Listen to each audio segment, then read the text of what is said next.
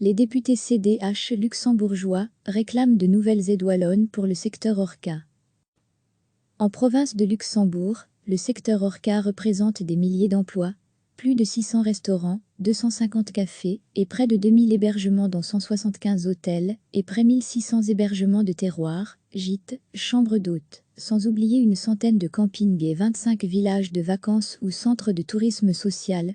En Luxembourg comme ailleurs dans le pays, le secteur Orca souffre particulièrement. Il ne dispose quasiment plus d'aucun revenu. Il y a bien quelques restaurants qui, ponctuellement, proposent un service traiteur à emporter, le week-end. Mais pas de quoi vraiment compenser les énormes pertes. Restaurants, cafés et hébergements seront les derniers à être déconfinés et avec un protocole sanitaire qui n'est pas encore connu.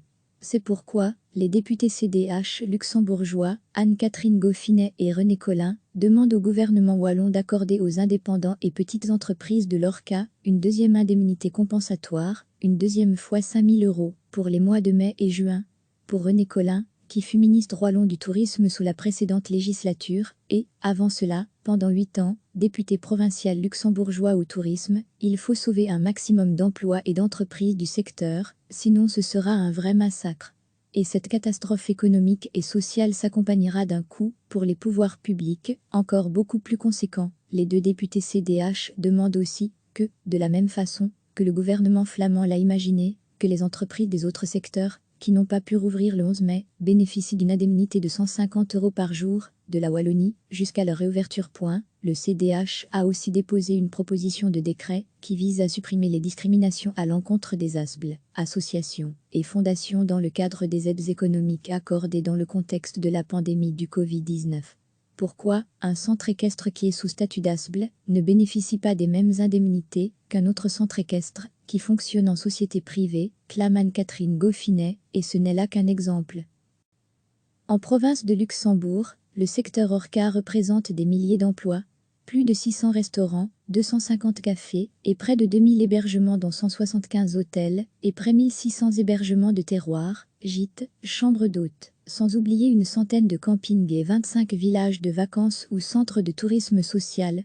En Luxembourg comme ailleurs dans le pays, le secteur Orca souffre particulièrement. Il ne dispose quasiment plus d'aucun revenu. Il y a bien quelques restaurants qui, ponctuellement, proposent un service traiteur à emporter, le week-end. Mais pas de quoi vraiment compenser les énormes pertes.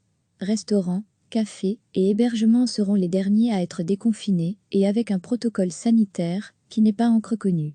C'est pourquoi les députés CDH luxembourgeois, Anne-Catherine Goffinet et René Colin, demandent au gouvernement wallon d'accorder aux indépendants et petites entreprises de l'Orca une deuxième indemnité compensatoire, une deuxième fois 5 000 € pour les mois de mai et juin.